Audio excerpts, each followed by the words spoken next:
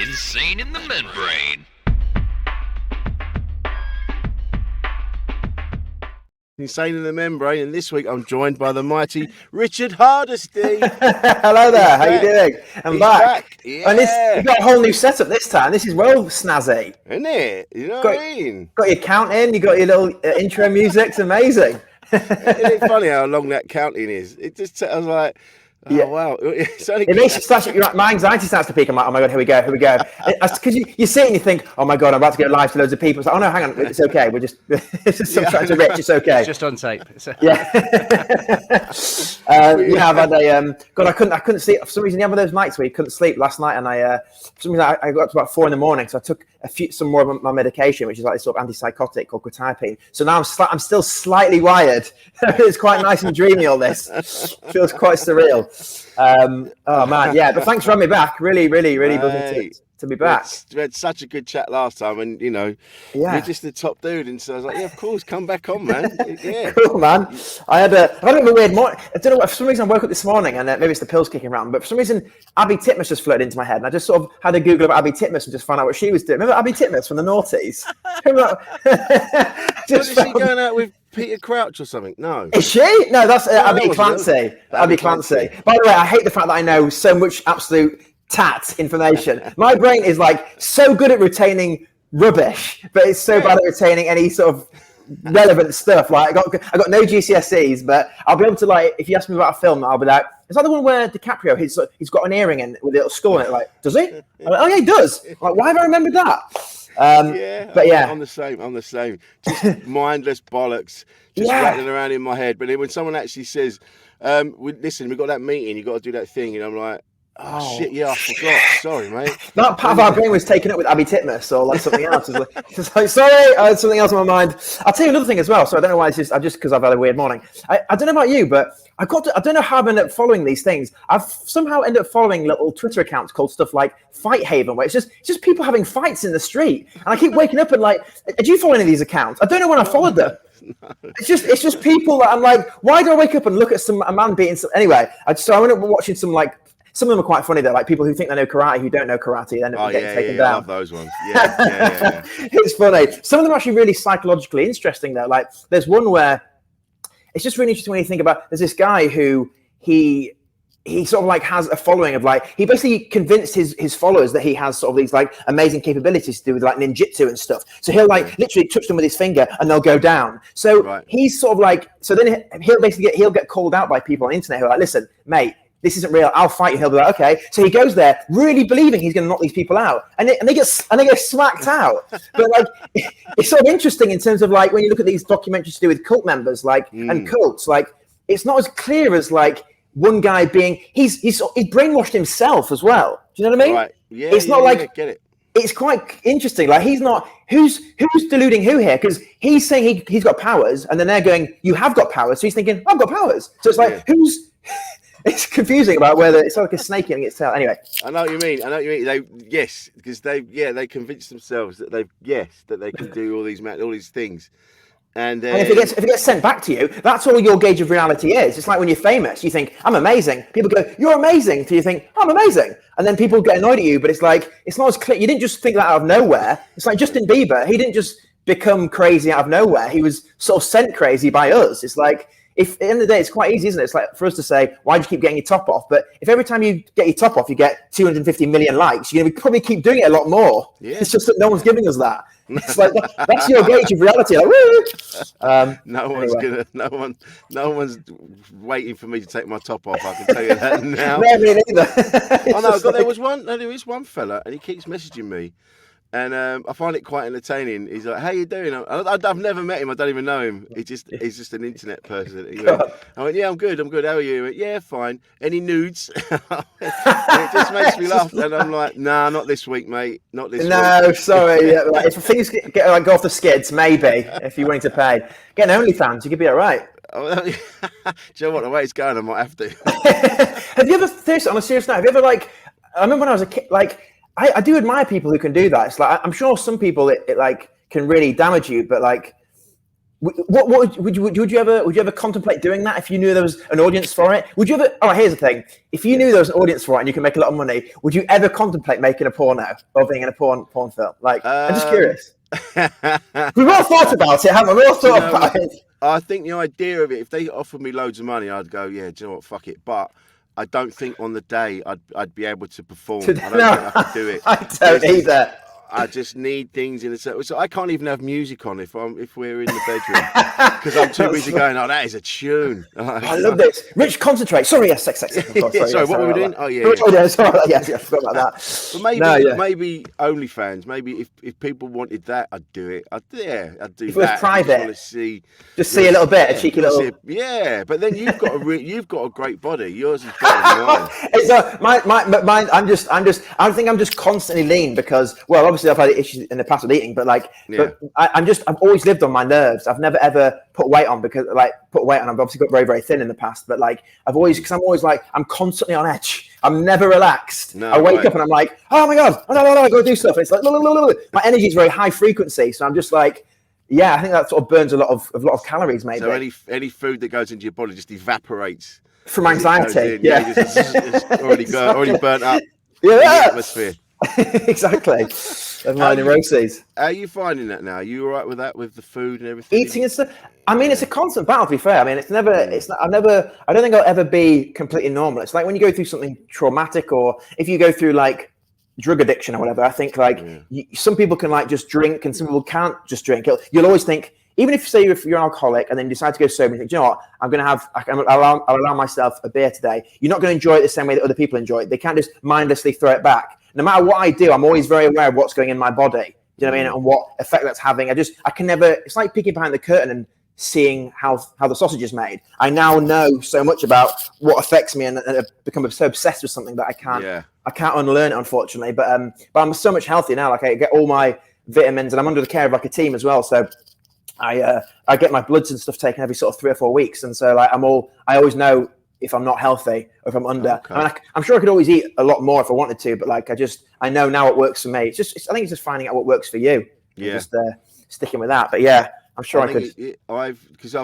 What's been popping up on my feeds a lot lately are diet, fitness people, and there's a couple of them that I really like. And there's one guy he's Australian. I don't know if he's a fighter or a football player or whatever he is. They're always whatever they do that, and they also do a bit of MMA on the side nowadays. Yeah, you know what I mean. but this guy he goes, hey cunts, I'm just going to talk to you about not being a fat cunt anymore, and it's brilliant because he just goes, look, eat what you want, eat whenever you want, but if you want to lose weight, burn it off. He goes, eat less. He goes, going to the gym for 3 hours is not going to help you with fat loss. He goes, because you're still eating like a piece of shit. So he goes, and he talks about all these other fad diets like having 2 teaspoons of olive oil every day. He goes, that's equivalent to this much bread. So you might as well just enjoy the bread. Just enjoy it. But it's all about moderate. He said you can eat what you want, but you just have to just don't eat all of it. Don't go too mad. Yeah, it's balance. It's always balance, isn't it? Yeah. Which I hate hearing that because I'm a man with no balance. So it's always like people say it's quite simple, Rich. You just need some balance. I'm like, well, that's the worst thing you could have said to me as a man with bipolar disorder. If you get this idea, if you get an idea in your head, then that's it. You're gonna go and do it. Obsessed about it, exactly. Oh man, but no, Go on. Sorry, carry on. Go on. I was just going to say, I'm sort of a lot better, but as I was just reiterating that point, it just always wanted to be one of those things that's going to sort of just something you have to accept. Once you accept it, it doesn't sort of stress you out anymore. It's not like I don't sort of think, oh, I wish I could be eating that. I'm sort of eating what I like, and I don't feel like I suffer it anyway in the day. Do you mean I don't feel like, oh, I wish I could be eating that. I just don't eat that because I don't feel like I want to eat that. I'll just eat what works for me. And I'm good. I'm good, man. Excellent. I mean, I'm the same. What I've noticed now, because whenever I've said this before, whenever I was getting on a train or I was traveling in the car, I was always like, right, I need to get all this food because I'm traveling. I'm gonna treat myself. And I then realised I was having like 2 or 3 meal deals a day, and then wow, because you go like, oh well, that's sandwiches, so that's fine. And then you look into it, you go, no, that's as many calories as a burger. You might as well have a burger. I should have had something I wanted. Is it? Yeah, exactly. I saw this thing the other day. It was think it was an advert for KFC or something, and it was talking about a cold pot of pasta and a packet of crisps is neither a meal or a deal. And I'm like, they're just having a go at each other now. The deal is the scam there. Yeah. Yeah, exactly. It's a £5 now. I was like, that's not a deal. Go fuck yourself. Yeah, But that's I always find it £5, man. Yeah. No, but that's it's another thing. it's like trying to fight those thoughts where you go. So now I'm like, no, are you hungry? And if you're hungry, have something to eat. If you're not hungry, don't eat anything. And I'm finding that because I'm just going, because you're going to think, well, I could eat. You go, no. Do you need this? So now I know what you mean. Now it's better. So now I'm enjoying meals more because they're not all the time.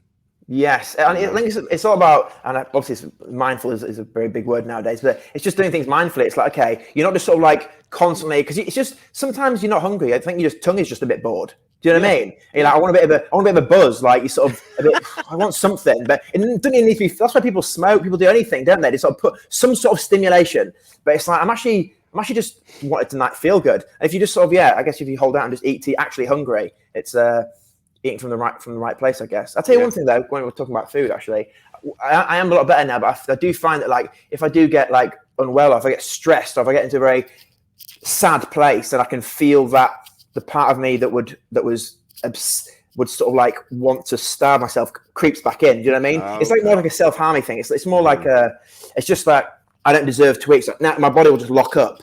So I just have to sort of. But I'm more. I think it's just an easy way to sort of like punish yourself. It's like if you're feeling sad or something, it's like you sort of want to go in on yourself. So I do find my brain sort of latching onto that a lot quicker. But because I'm mindful of it now and I know what's going on, I'm like, because it's happened so many times. I'm like, hang on a minute, don't be doing that. I know why you're doing that, and just sort of I can sort of let it go. Yeah. But my brain does definitely. Like in the same way that sometimes people get stressed and I guess they reach for drugs sometimes. They're like, they know they shouldn't do it, but their brain just wants a little, fuck it. It's like a sort of like, you're not doing drugs in a fun way. You're like, fuck it. That sort of energy. Press the fuck it switch.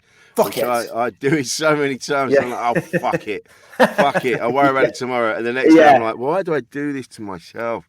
We do seem to, a lot of these eating disorders seem to be punishment. Like when you've got bulimia and anorexia and all this, it seems to be we're punishing ourselves for being alive. Almost. Yeah. It's more like, it feels like, well, it's a control thing, and it's like it's just not something. Same when you break it down, it's when you don't love yourself, or like you don't sort of like. And that sounds like really therapy heavy speech here, but like it's not the sort of thing you would do to yourself if you really liked yourself. Do you know what I mean? It's just not when you catch yourself doing the action or whatever, it makes yourself sick or starving yourself. Why would you do that? Like you wouldn't do it to someone you love, like if you had a kid. If you saw your kid doing it, you'd be like, what are you doing? Oh my god, this is terrible. It's just that when we do it, or like putting drugs in itself, you're like, no, you don't want to do that. Because you're like, I love you. Don't you ever do that? But we treat ourselves differently. So it is. It comes down to that. Self-love, self-worth. I think I'm in a better place now. I'm not ashamed to look in the mirror, which I did for years. I was a bit, for whatever reason, and then, stuff that I'd been through and whatever else. But now I can look in the mirror and go, you're all right, you are. Yeah. You fuck it up now and again, but you're all right. You're all right. Like that's so key, man. Once it's bad if you spend your life. I've always tried and do that. I just want everyone to like me. I wanted to know that I need to be able to walk into every room with my head held high. Do you know what I mean? I think everyone needs to do that. And like sometimes if you do as a kid, you don't realize this, but same in your 20s, you're doing stuff and probably saying stuff when you're younger, like because you're learning your way, and that stuff that creeps up on you, and so you're like, I don't like myself very much. Like you're just like, and then it's like you have to address all the things. As you get older, you're more sensitive to things that you do and the impact they have on people. It's like, like if I ever say something, I think, I haven't upset that person. I'm a bit obsessive about this, to be honest. I have to contact them immediately and say, listen, just I said that. I hope you didn't think I meant that because I didn't mean that. And they normally will go, what are you talking about? I'm like, sorry, it's just that's eating me up and it's consuming me. So I need to have a clear, especially if you're a performer as well. You need to be going on stage. Like that's why sometimes I hear about people who maybe in the public eye, who you find out they've been doing a lot of sort of bad stuff. Or maybe it's like I'm not saying they're bad people. It's just you must get lost in yourself. And then to be able to go out and have those things in your consciousness, like say Harvey Weinstein or whatever, people like that, whatever. Like, how do you go out in front of the world's media knowing that's all in your head? That's going to screw your head, knowing that you might get found out any moment. It must just be a minefield. It must create so much anxiety and sort of unrest. Yeah, yeah. Well, I think they're arrogant enough to think they'll get away with it. They're getting away with it. Whereas, like the likes of you and I, if we've done something, that guilt we find it crippling, and we want to make amends, and we want to go, look, I'm sorry, I did that thing. Whereas these people are so corrupt and so arrogant to go like the reason they're doing the things is because they think they're untouchable. They've got this power, and they just think, and they're so. This narcissism as well. They go out in front of everybody, thinking that they're fooling everyone. They're getting away with it, and everyone's like, "No, we can totally see what you're doing." You know, but they're so arrogant and narcissistic that they don't feel it. They don't feel those things. They just, I'll get away with this. I'll be fine. Yeah, and it's maybe a little bit of the thing of that. Like that I was explaining earlier, that karate guy. It's like, don't worry, I'm fine. Everyone else is telling you you're fine. It's like, because everyone's smoothing over it. You're probably in a circle of people. There's a lot of money being made around you. It's like, you probably have there'll be a cognitive dissonance where you don't even realize it. You're not doing it. You're not even doing it thinking you're evil. You're just doing it thinking, this is what I do. Do you know what I mean? I can imagine you get to the level when that's how it feels. So like, this is just the way it works. Because everyone else seems to be okay with it. It's like, no one seems harmed because there's no repercussions of it or anything. It's not like you're dealing with it on a daily basis. You just do something and then it goes away and you're like, oh, okay, that's all right. Yeah.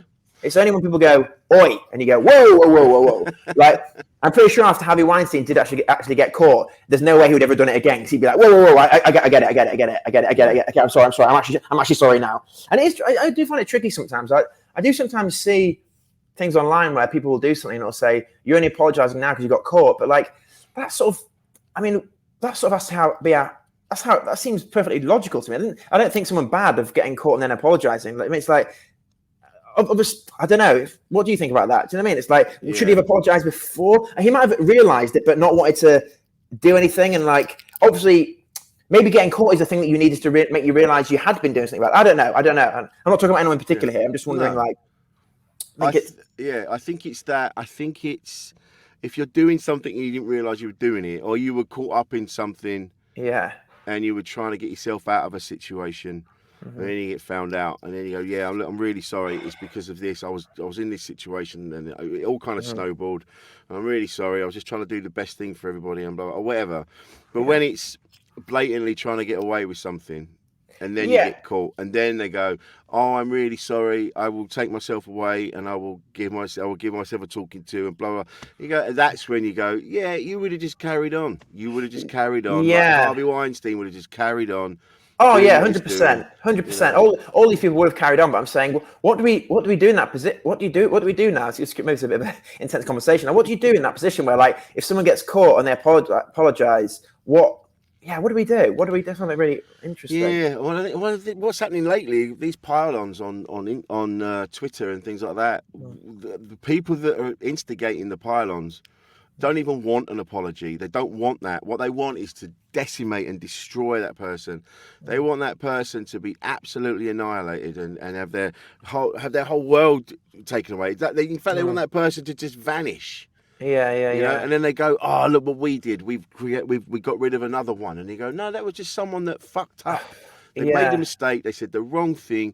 They have actually addressed the fact that they said the wrong thing. It might have been a video from a few years ago where they were naive enough to think what they were talking about was fine. Yeah. But now you're digging it all up, and now you're just going after that person because you want that power. You want to turn to be an asshole. Yeah. And that's the thing there. They don't want the apology. They want to have the power of destroying someone's life. Okay. Yeah. That's the thing. It's when it tips over into. I think that's the thing that really gets me. It's really weird as well. Like, it's when you see, like, it's when it becomes like a joy to see someone like squashed, or like in the same way that I really don't like those paedophile hunter videos on YouTube, because there'll be like a paedophile, right, which obviously almost the worst thing I can think of. But when I see these sort of guys catching going, "See, we got you," I'm like, there's too much pleasure being derived in this sort of, like, obviously I'm not saying that what the person did is right. Clearly it's not. It's one of the worst things ever. But it's seeing the joy in, like, I think that is part of our human brain that we need to overcome. That's the ego part of the brain, isn't it? It's like, got yeah, and everyone goes, you start buzzing too hard, and then it's like a drug. It's like someone. I was chatting with Tom Ward the other day, and I was just chatting about, like, there's a certain point where if you're in an argument and you find yourself buzzing off being right, like, that's when you should stop arguing, because it's like you've gone mad with the thing, like you've lost. You're just like ha ha ha ha, and it's like you start to get excited, like and that's I need to breathe, come back a sec, and I think, is this the right thing to do? Power. We've all power. It's power. It's power. It's power. It's such a brilliant feeling, isn't it? We've all had those arguments where you're just like you're shaking. It's like you've just gone skydiving, but then afterwards you're like, probably should have said that. I don't think. Actually, Yeah. but, I can't remember the last time I got. Oh no, there's been a few arguments with my ex-partner, but that's different. Yeah. But there's been stuff with people where they've gone, no, Rich, I sent you the stuff. I go, you haven't sent me the stuff. I haven't seen it. And they go, Rich, you replied to this. And I'm like, oh, fuck yeah. And I've genuinely just forgotten. Oh my God, yeah, you did. Yes, I did. Oh, shit. Sorry. Thank God, mate. But I'm more than happy to go, yeah. Okay. Sorry. You got me. Sorry, I'm an idiot. That's the good thing about being a comedian, I think. It's like, it's one of those things where it's like, well, I'm an idiot. We all know I'm an idiot. I make a living out of being an idiot. It's such a good thing to have, I think, because it's like, I see some people in the street and like business people, they'll walk along and they'll trip up and I'll see them go like, they look distraught because their persona is like, I'm a cool, confident guy, and I'm like, oh God, oh no, this is not how I am. Whereas, because me, I'm an idiot, and I spend my life saying how stupid I am on stage. When I trip up, I just go, there's a bit more material for me there. Perfect. Do you know what? I was in so I did a gig the other day, and it was in a posh private members club. Right, I'm not showing off, but yeah. There's a reason for that. There was a dude in there. There was a dude working in the toilet. Yeah. And I went in the cubicle and I'm sat there and I let out the biggest fart because I was hanging on to it in the gig. And I went in there, I let out the biggest fart and I heard the guy go and he laughed. and I went, I was sitting in the cubicle and I'm like, oh, that was a good one. And he went, yep. Yeah. You couldn't even see him. But you couldn't even see each other. No, I was inside the cubicle still. And but had that been a few years ago, if I wasn't doing comedy, I would have been destroyed. I would have been so ashamed. Oh, God, yeah, it would have got you. I think I was thinking about it the other day actually, because there's a lot of chat about things to do like gender toilets. You know, different toilets having stuff like men and women space and women. But I was thinking, I was for the first time the other day. I went into like a unisex one, and it was normally the argument is that like women don't seem to want men in there, but I was like, oh no, there's a woman coming in. Like, I need the poo. Oh no, what's she? Oh no. So I was like, I don't get out. Can you? Like this is. What if I'm going to keep on going to see me and you're going to know it's me? I just stayed in there for ages. That's the first time I've had that. You know what? I did that in Edinburgh. I was in Edinburgh, and the where we were, the toilets were fucked. The gents was fucked. And I'm like, I really need to go to the toilet, like really badly. So I'm going to go in. And I went in the ladies. And I was sat in the cubicle.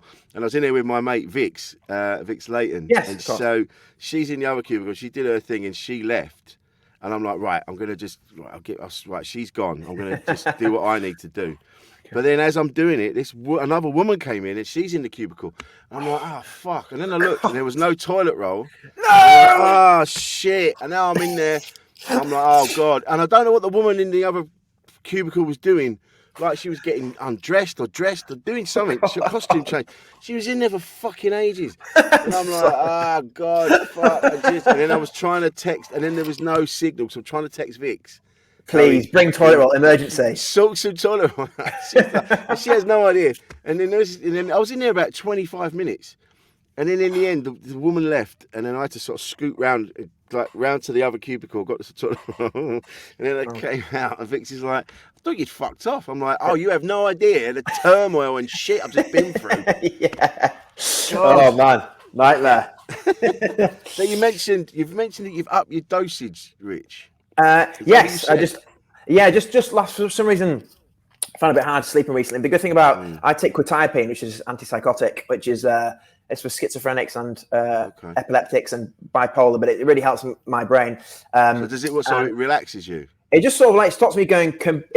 This is the first medication I've been on where it's allowed me to, like, because I'm not a depressive person. So for the sort of last 20 years, I've obviously tried on different medications and stuff, but they'd always put me on SSRIs, which are sort of antidepressants. But I'm not a depressive person generally. I will have manic depressive episodes, but I'm not someone who is. That's my general state. Normally, I'm just whatever I'm feeling is going to be very extreme, like woo, or like ugh. So I take this, it's called quetiapine, and it just stops you from going too mad, but still allows me to still be pretty mad. Like the guy who's taking care of me is a really amazing guy. He's called Dr. Mark Salter, who Stephen Fry spoke to him on the bipolar documentary. He's just NHS, obviously. He's but he's really good. He's been running Hackney in North London for the last 20, 30 years. So he's seen he's worked on like psych wards and like sectioning people, and he's given TED Talks and stuff and written books. Wow. And anyway, he said, look, Rich, I don't want to kill your spirit. Like I know some people might want to like just get rid of that, because sometimes the NHS and stuff might be quite overstaffed. They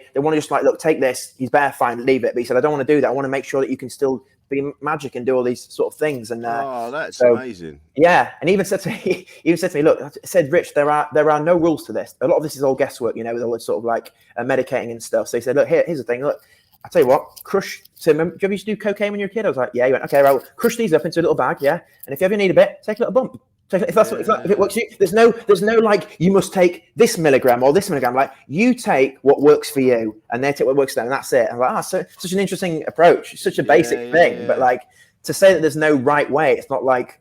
Anyway, yeah. So that's been really, really helpful to me. I take it when I need it, and I take it in the morning and on an evening. But if I do need some in a day, I can always just take a little bit, and keeps me. Mate, and it helps you sleep.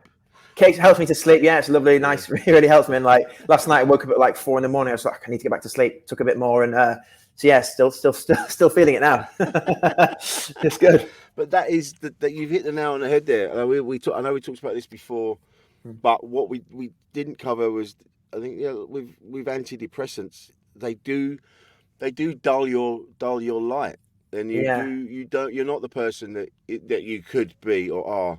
Yeah, and I think that's so important when you're going down the medication route, is to try and find something that still makes you able to be you, rather than just a dulled version of it's. I mean, it's harder to do.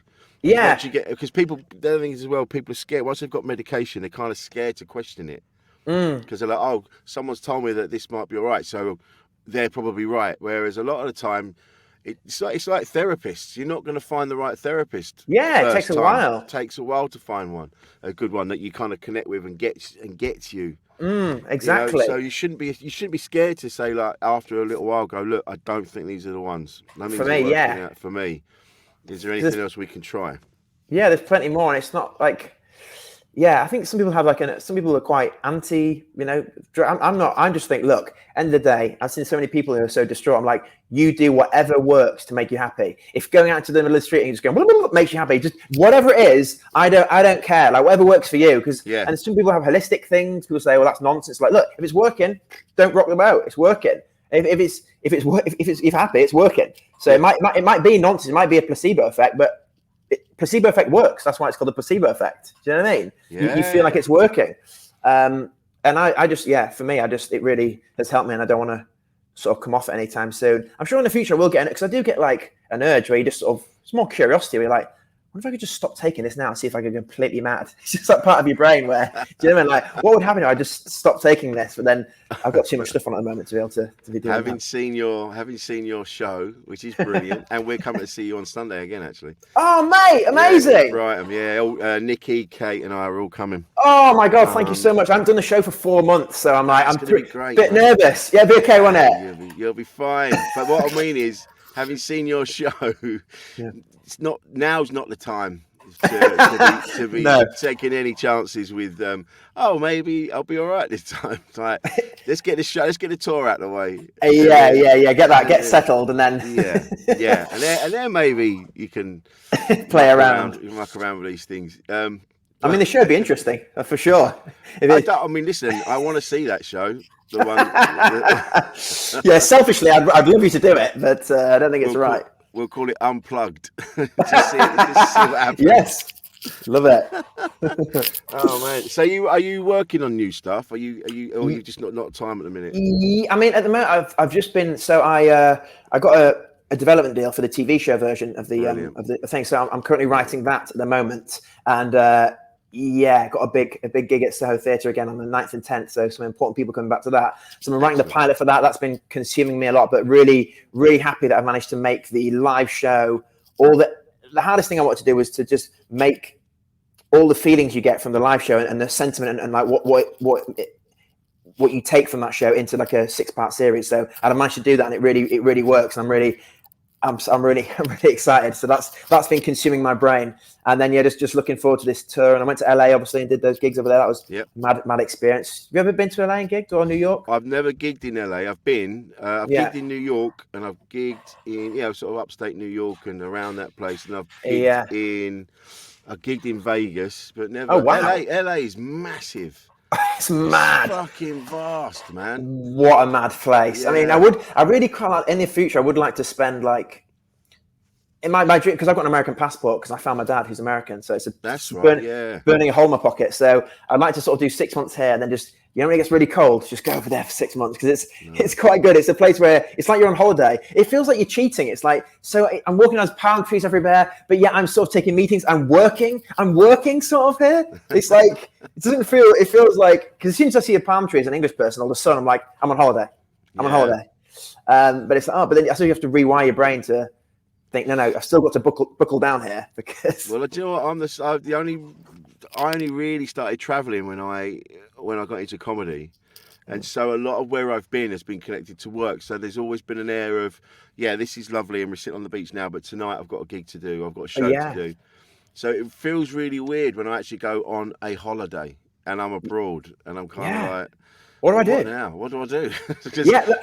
To be fair, I am like that anyway. I am someone who really struggles to relax. I have to have something to do, something to be doing in my brain. Like I remember the Stanley Kubrick documentary, and it was with his a guy who was his like DOP or something, or his like producer. And he once called, Stanley Kubrick was very obsessive as well. Like obviously, as we know, he was just like he very definitely had something going on psychologically. I mean, he spent like 4 years researching. He wanted to do a movie on the Nazis, and he spent 4 years researching the garments, looking at all the sort of like threads in the coats, getting his producer to take pictures of the streets, and like anyway, he looked into it so much that in the time that he'd researched the jackets and like the streets, like Steven Spielberg had written, directed, produced, and released Schindler's List. He was too late now. Had to just sack it all off. Shit! he was like, that's how in depth it was.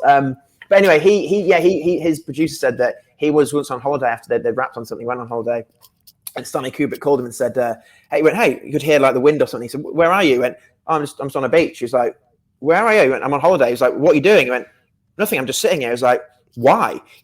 Stanley Kubrick could not get his head around, like, you're just sitting on a beach, just staring at the ocean. Are you insane? It's like some people just need to do something with their brains. Like it sounds like hell for these people. I'm the same to you. I've been places, but it's always been to do with work. I've never really treated myself. I've never had any money, to be fair. To be going on holiday. No. So that's the same. I was always working. So I didn't really have time. I didn't go on a plane till 1998. I went. That was really. Yeah. How was that? As more mature. Yeah, so I would have been 1998. So I would have been 26. Wow. And we took the lads.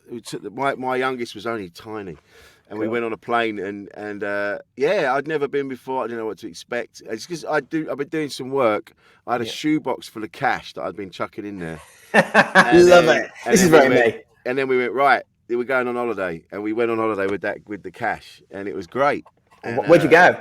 We went to Fuerteventura. Yeah. I think I've been there at one point. That's very nice. There's Fuerteventura, Menorca, Mallorca. They're the classic staple sort of places, aren't they? And did it spin you out going out? Did you have any anxiety about it? Were you just like thrilled? What was your? It was thrilling. I'm scared of heights, so I thought that was going to be an issue. But weirdly, when you're in a plane, I'm happy to look out the window because it's I don't know why. I guess I just trust it all. But that's interesting. I always think that. I think. Because I sort of boxed my head a little bit. Like, if you're scared of heights and you go to space, are you scared of heights? Because it's so far, the height has sort of gone out the window. You know, it's not like you can. When you look back at the Earth as a pinprick, is that scaring you? The height of it? Like, is it high or are you low? Yeah. Like, what is that? And then also, so you can't be, if you start to pull it to another planet, which way is the height? Are you scared of, is that, do you know what I mean? Yeah. It's weird. Where are you? What are you scared of? I think I'm scared of here, it's weird. Now, then you get into into more fears when I see film, like there's a film called, what's it called? It's George Clooney and Sandra Gravity? Bullock. Gravity. And there's a bit when one of them, I haven't seen it, I've just seen the clip, and the clip makes my stomach turn over. When one of them they get cut loose from the space station and they're floating off. Imagine that. If you're just floating off into space. Oh, mate, there's sometimes depression feels like that. It's like someone's just, and it's like just totally detached from everything. Just like, what am I doing? Just totally helpless. Like, and there's no, and as you're drifting off, the voices are cutting out, and you're suddenly on your own. Yeah, can you hear us, Rich? Rich, gone. Yeah, no, that is one of the scary. I mean, it's mad that people have actually been through that. That has got to be one of the most terrifying things in the world. Just like guys screaming, but like silence.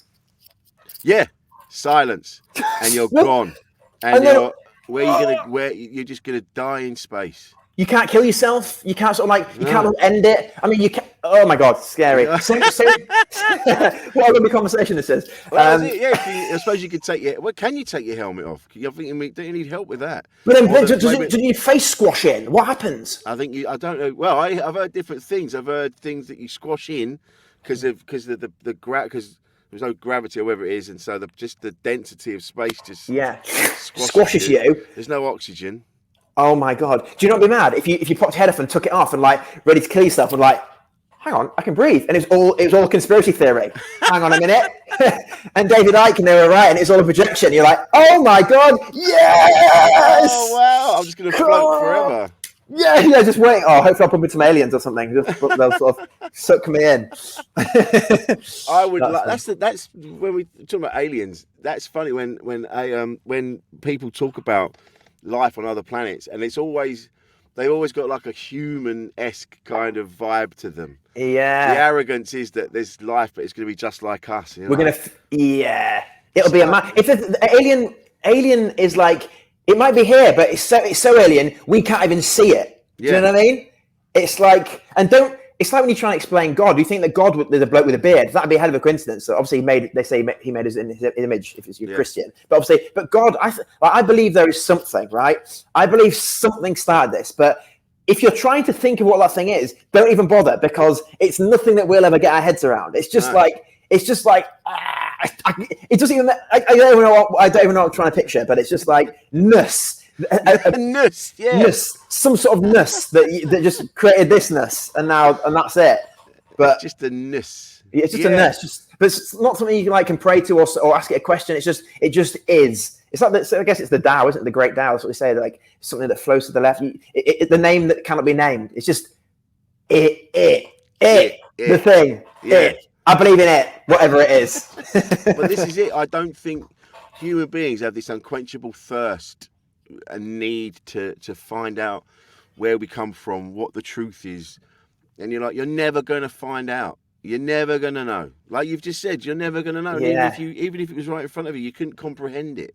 No, you're not going to get... The main thing you need to know is just enjoy this. Whatever it is, just want you to enjoy this. Yeah, don't try and figure it out. Don't try and understand. It's like trying to understand love as opposed to just feeling love. Like, you can be like, oh, what is love? Love, when I describe it, is it... No. Fuck all that. Love is... You feel it. Like, you can intellectualize it all you want. So like but when you feel it the first time, you're like, oh, shit. Yeah. It's like... And just to be able to... If you've never felt it, and you couldn't describe it, doesn't mean it's not there. So we've all felt it. Do you know what I mean? We know it. We know it's there. But you might have to put your finger on it. It doesn't mean it's not. Yeah. It's not a thing. Trying to find out all these things. Just accept them. Just get in flow with it. Accept this, and like you've experienced it at that's what it does. Velocity.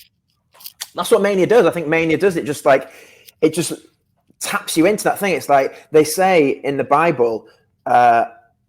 It'll say to enter the kingdom of heaven, you must become like a child to enter the kingdom of heaven. Now, what they're saying in there, I don't think is like become like a baby, like in Mortal Kombat. But I think what they're saying is like you need to, if you can get your mind into the state of a child, you are in heaven. This is it. And I think sometimes what mania does, and some drugs can do, they can some psychedelics can make you realize, whoa, you'll pick up this glass and go, oh my God.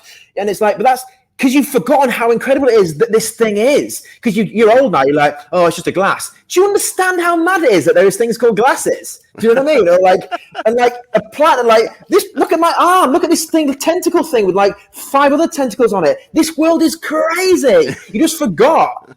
And I think when you're manic, you get back into that. And you're like, that's why you become unbearable, because you're like, I love this.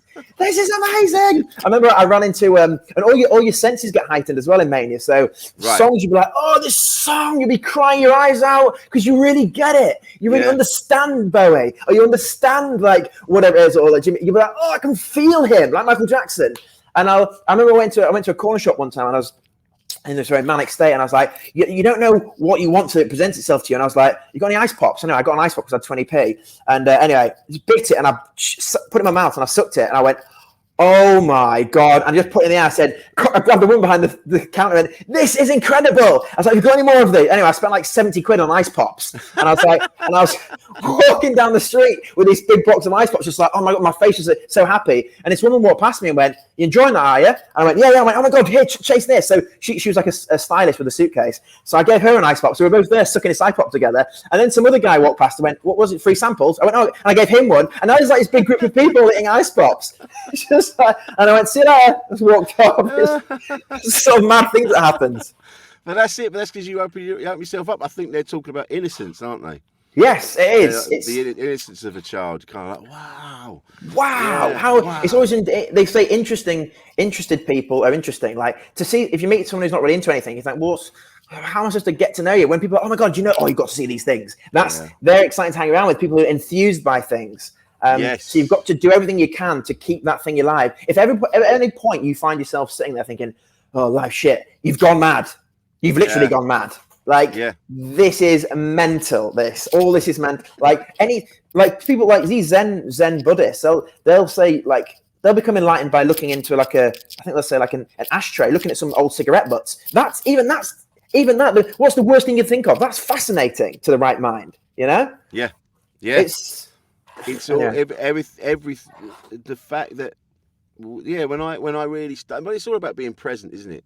I remember reading in one of Ruby Wax's books, and she said that whenever she has a moment and she's feeling a bit overwhelmed, she goes, right, and she centers herself. She goes, right, I can, and like you try to feel where you're at, so I can feel the chair I'm sat in, I can feel the desk, I can actually feel it, and really feel it. And like you said with the glass, that's a glass, and I can feel what that feels like, and you kind of bring yourself back down, because you're actually feeling the things around you, rather than running forward at a million miles an hour, going, I need to do the thing, I need to do that thing, and I got to do this, I got to finish that, I got blah blah blah blah blah, and then suddenly you forget that you've eaten lunch because you just woofed it down, and then you ran off, and then you I don't even remember what I had. But I know I want something more. It's like you haven't even purchased the last food you had. Yeah, it's like, and sometimes I think when you do that sort of mindful, I notice another thing is when you sort of pay attention, that mindfulness thing with eating, when you do that, some of the things you eat maybe it might be like some like really nasty, some gross sweets. You're like, it's actually when I actually think about what I'm eating, it's actually disgusting. Do you know what I mean? Some of these things, some of these like cheap sweet, you know anything you're just stuffing your face with like randomly because you're like one thing to the next. You're like, that's actually gross. Yeah. I mean, like, and I can't remember who said this, but like they were saying that the tongue is the ego and the body is like the soul or whatever. Like for some reason, your tongue is going to want the quick fix, the sweets, the sugar, the sort of thing. But your body craves stuff like spinach and wholesome stuff. But like the tongue is the ego. It's like, no, I want the most impotent thing. But what your body needs is the goodness, is the naturalness, and all the sort of health and vitality. But your tongue's never thinking, oh, health. It's just thinking, nah. Stimulation. Come on. It's a little cokehead. Someone said that to me the other day. Actually, they said, your gut health is really important. Like your gut is your second brain, and you've got to feed the bacteria in it like decent stuff. So then you become a healthier person. You've got this whole ecosystem going on inside you. Yeah. To help keep this vehicle going that carries your brain around.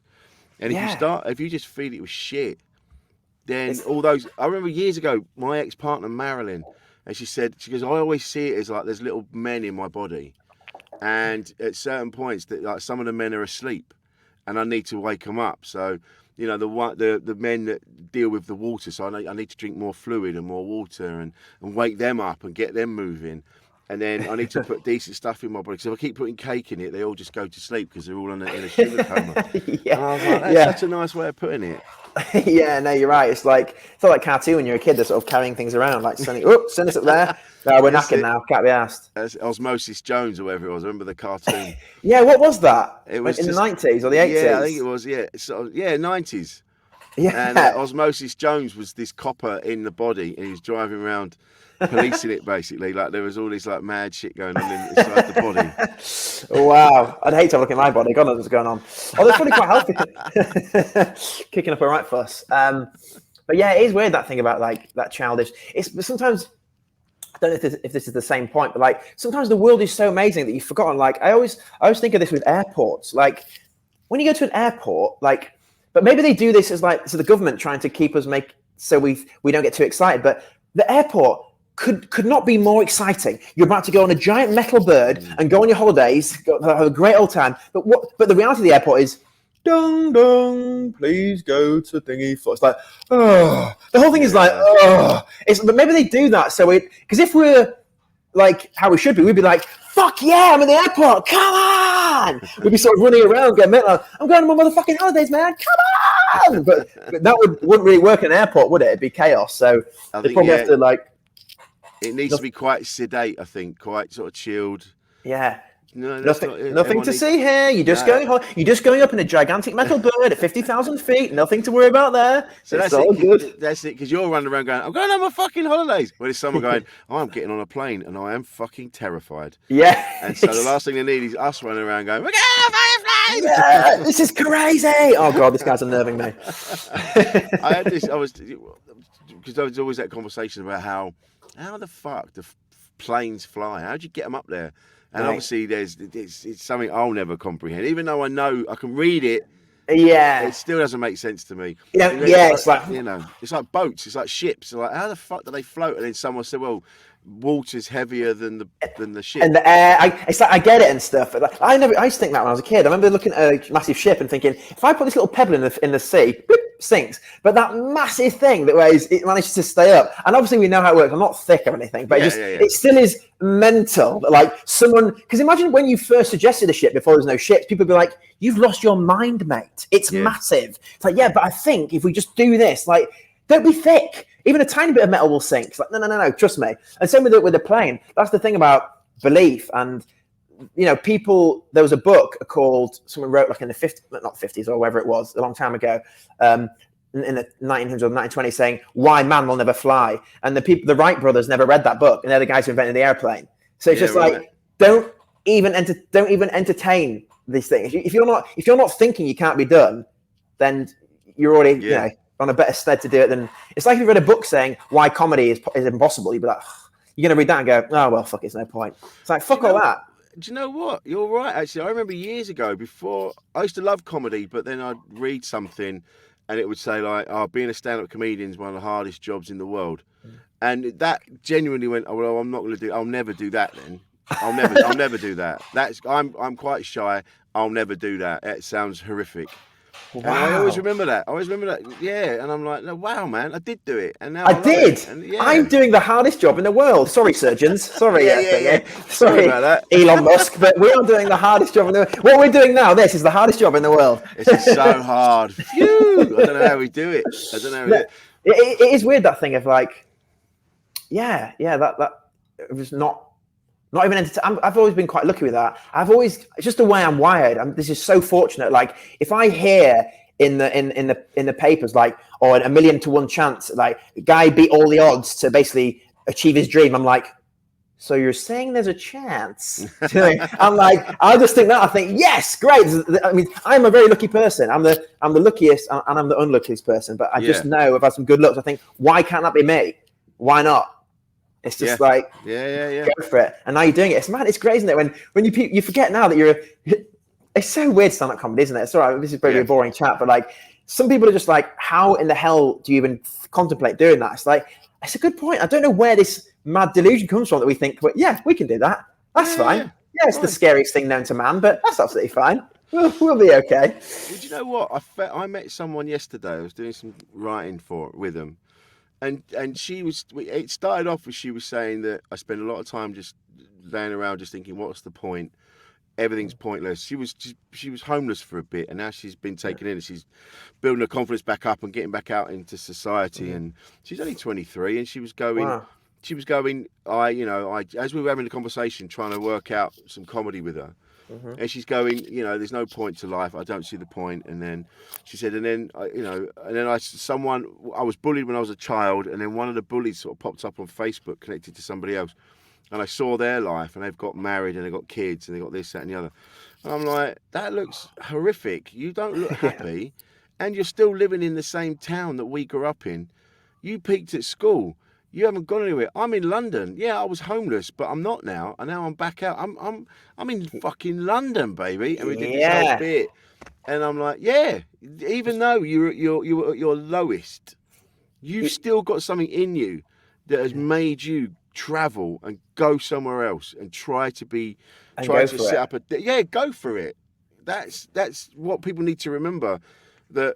Yeah, you might be your lowest ebb, but there's something in you that keeps pushing you on and keeps making you get up in the morning. Yeah. To remember, you got to reframe it in your head. Like this is not like it's not a fail. Like I've done nothing. You haven't. You're just trying to do something, and like you've hit a bad patch, and you keep going again. That's it. It's got to keep going, haven't you? That's it. It's just not giving up.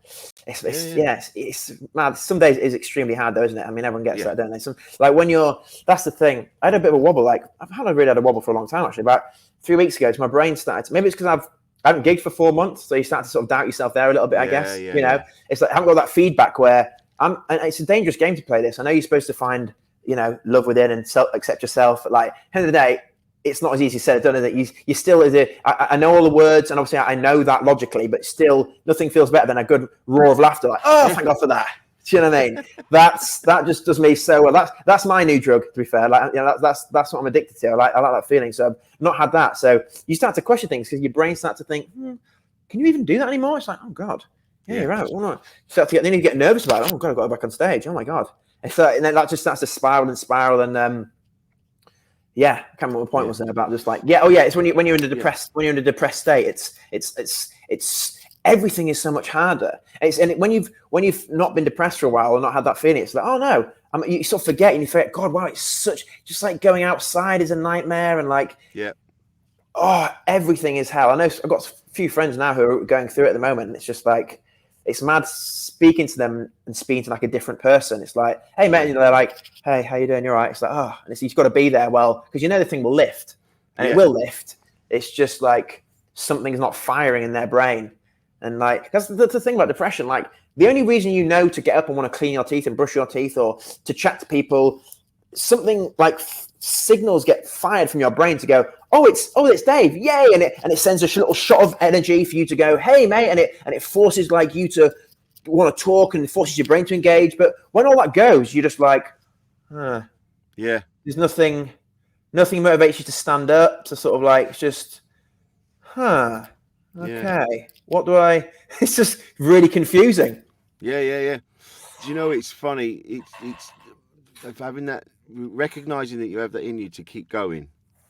It's so important. Do you know what? Going back to we were talking about staying on the beach, and you drop a pebble in the sea.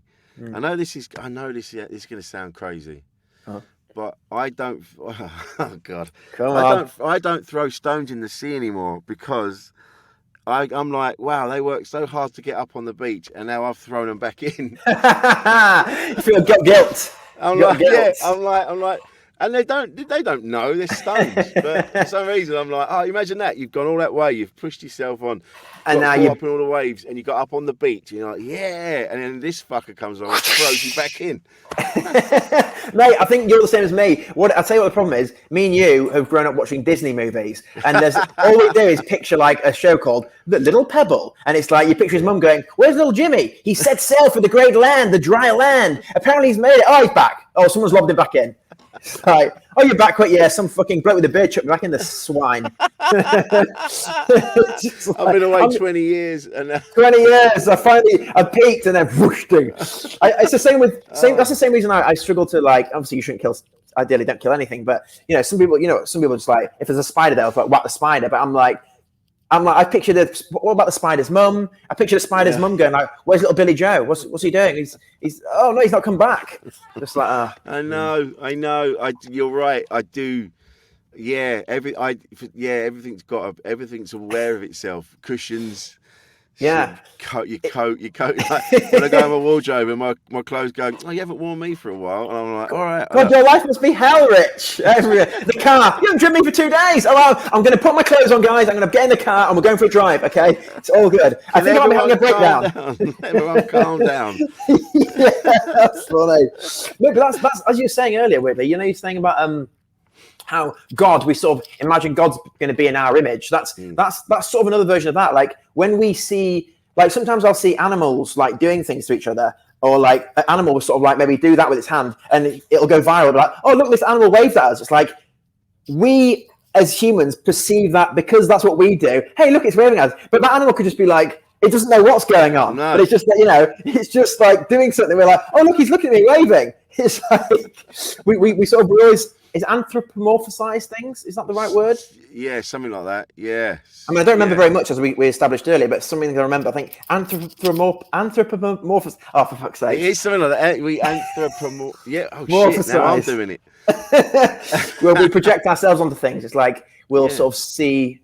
Yeah, it's like when we see like a wall, and you'll see the face of Jesus in it. Oh, look, looks like Jesus, but it's just a stain. But we'll sort of. Yeah, we see it. Anyway, there's that thing. I see faces in things. So like buildings and all sorts of cars. What's it called? Pareidolia? Something like that. Yeah, when you see faces and stuff. Yeah. Terrifying. Terrifying. I remember when I lived in Greenwich, and then there's by Deptford Station. Every time I pulled in, there's an old warehouse, and where the drains and that, where all the things were. It looked like a mouth with teeth, and then the windows were the eyes. And every time you pull in, you didn't want to be off your head. Pulling into Deptford Station, just this thing just. Yeah, no, I've had that before. I remember when I was a kid, I used to look at cars and think, you know, like for some reason, like the VW Beetle looked really friendly, like beep beep. And they had like the big eyes, like oh hello. But then you'd have some like Mercedes, which were like BMWs were like, they look really scary, like whoa. Big old American cars, like a Cadillac. It was evil. With a grill on the front. Yeah. That's why I love that film. One of my favourite films is Christine. Love that. Yeah. Such a cheesy film, but I love it. John Carpenter. Yeah. I remember, love that style. Because my stepdad, one of my stepdads was he used to. That's what's weird about my life. Like, so he builds hot rods. He used to collect hot rods. So I remember I'd constantly have the American Graffiti soundtrack on, and like I always knew like the Plymouths, and I knew like about the Chevys and stuff, and like so I always knew about all these things. I've got this knowledge of database. My friends are always really impressed. I'll be like, that's a Model T Ford from 1920s. He's like, how do you know these things? I'm like, you know, you learn something very young, it doesn't leave you. Yeah, just. I'm the same with cars. Just bits of like again. It goes back to what we said at the beginning. My head is just full of tat that most people don't give a shit about, but for some reason my brain has decided that's what I need to remember that. Yeah. Are you into cars then? Were you into old cars? I am. Yeah. Oh, cool. I love them. Yeah. The dream. I used to have a Mark II Ford Cortina 1600E, 1969. Mark II. Is that Mark II? I remember the Mark I Ford Fiestas. Remember those? And there's a Mark I. I remember that. What's the one that's got the long back on it? There's the Ford Fiesta which is slightly shorter, but could you get a Ford Fiesta which had a back on it, or was that something? Was that something else? It was something else. Mark II. Was that a Mark II? So the Mark II Cortina was this. It was in gold as well, with a black vinyl roof, like proper. Wow. Yeah, it was lovely. And it got stolen. But no, hang on. If that gets stolen, surely you can find a black thing with a gold roof. It just vanished. Vanished, never to be seen again. That was 20 years ago.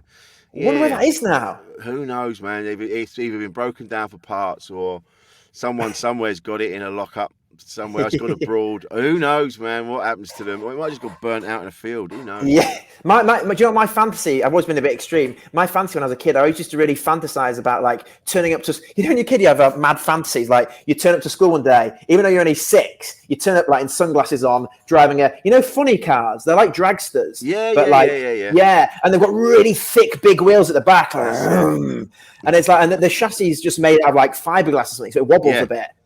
I used to fantasize about like just pulling up to school and go, right, girls, and just like sort of go, even when I was about 7 years old. And it lifts up as well. So you get out of it. And you get out of it. Yeah, exactly. And it's got the bucket seat where you put the things like in an airplane. So I always funny. wanted the Pink Panther car. Don't know if you ever remember What that. was You're a bit that? younger than me. It was, I don't know what it was, but it was made by what was his name? Chuck Barris. Is it him? And he designed the first Batmobile in the 60s, and so he did the Pink Panther. He was a detective, right? He did the Thunderbirds? he didn't do Thunderbirds, but he did the Munsters and he did the Monkeys. He did their car. Oh wow! They had a hot rod, didn't they? Did they have a Model T? Did they have a Model T hot rod? What they had was an old Pontiac GTO, and they'd done it so it looked like it was a convertible, but it was really long. Right. It's mad. It looks like a I don't know. The Monkey Mobile. Yeah, the Monkey Mobile. That was it. Yeah, it was. And I used to look at those and go, yeah, but they're so impractical. Imagine banging around in a Batmobile. Oh man, I tell you what, we all know I'm stuck in my childhood, but I swear to God, and I just, there's some things I'm just gonna have to do when if I make it and make a lot of money, I'm gonna have to get a slide from my bed to my kitchen, like stuff like that. I do not understand how you get, and like how millionaires, like people like Bill Gates, they've got billions and they haven't got one of those. Like they still use stairs like a pleb. It's like I'd have like all these mad but then.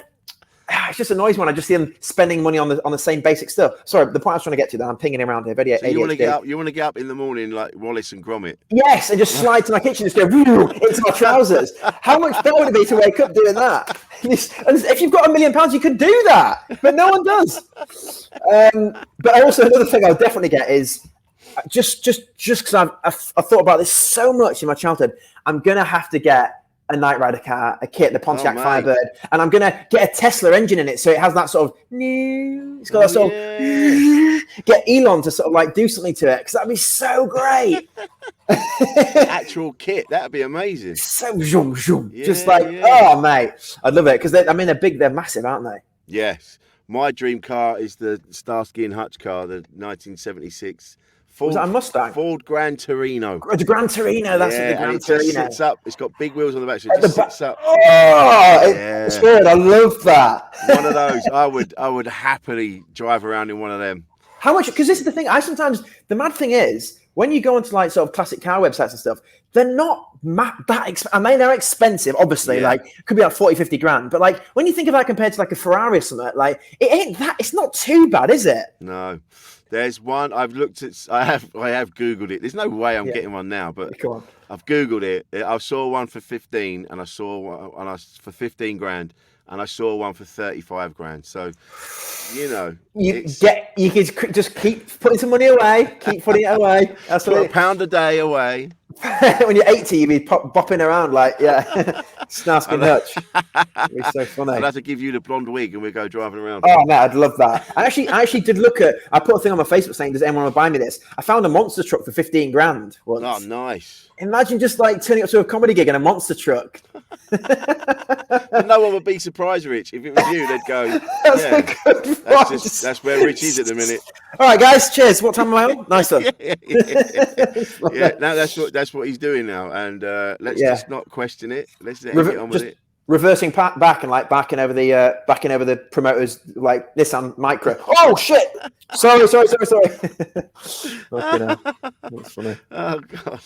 Oh mate, this has been so much fun. I really enjoyed talking to you. Is there anything you want to talk about before we go? Is there anything you might have missed? Anything you want to cover? I mean, look, I'd love to say, please come and see me on tour. I would love to have you along and just to the show. It means the world. I'm probably not going to do it for very longer. So this is probably one of the last chances you'll get. And if you're in London, I'm going up and down the country. There's like 22 dates, I think. It's all at richhardisty.com. All the dates are there. And I'll give you the link to that. And Soho Theatre is on sale. That's right. If you're in London, please, on the 9th and 10th of May. It's a very important gig for me. And I just love a warm audience if you've enjoyed. Absolutely. Like we said before, I've already seen it 3 times. I'm going to be seeing it again. And then I'll be with you in Milford Haven, man. Yes, you're supported. Yes, sick. I'm so excited. It's going to be great. When is that again? that's going to be the end of April. So cool. Well, I'll tell you, if you Yeah. want the Insane the Membrane podcast experience, come to Milford Haven. there you go. You There get, you go. you get both of us. Perfect. Yeah, man. Rich, this has been great. Thank you, mate. Cheers. Take All care. right. See you guys. Take care, mate. Speak to you soon. Bye. Cheers. Thanks for listening. We'll see you again on Insane in the Membrane.